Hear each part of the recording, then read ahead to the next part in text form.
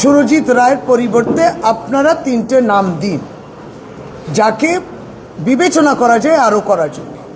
সেটাও state government chief secretary থেকে গেছে, কিন্তু তারপরেও কোনো অ্যাকশন নেওয়া হয়নি। মূলত আমাদের জিজ্ঞেস করা হচ্ছে আমরা প্রমাণ করি যে তার ঘনিষ্ঠতা কী রকম, ঘনিষ্ঠ কতটা ঘনিষ্ঠ, কি ছবি ভিডিও বুঝুন, এবং তার সিনিয়রিটি নিয়েও প্রশ্ন আছে আদৌ তাকে আরও দেয়া হয় কিনা।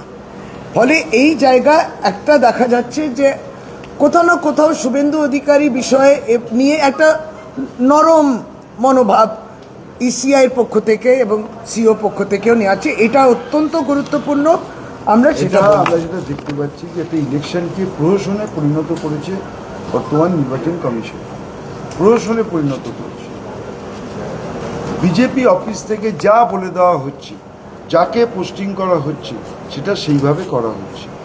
এই ইলেকশন কমিশন পরিচালনা করছে না, এই ইলেকশন বিজেপি তারা পরিচালনা করছে, এবং ফলে তাদের ঘনিষ্ঠ লোকেদেরই বিভিন্ন জায়গায় পোস্টিং করা হচ্ছে।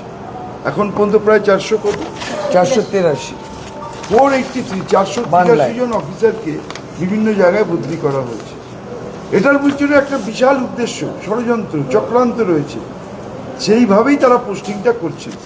আমি বারবার যেটা আমরা বলার চেষ্টা করছি, এই ইলেকশন কমিশন কন্ডাক্ট করছে না, এই ইলেকশন কন্ডাক্ট করছে বিজেপি। বিজেপির একেবারে হাতের পুতুল হয়ে এই ইলেকশন কমিশন কাজ করছে।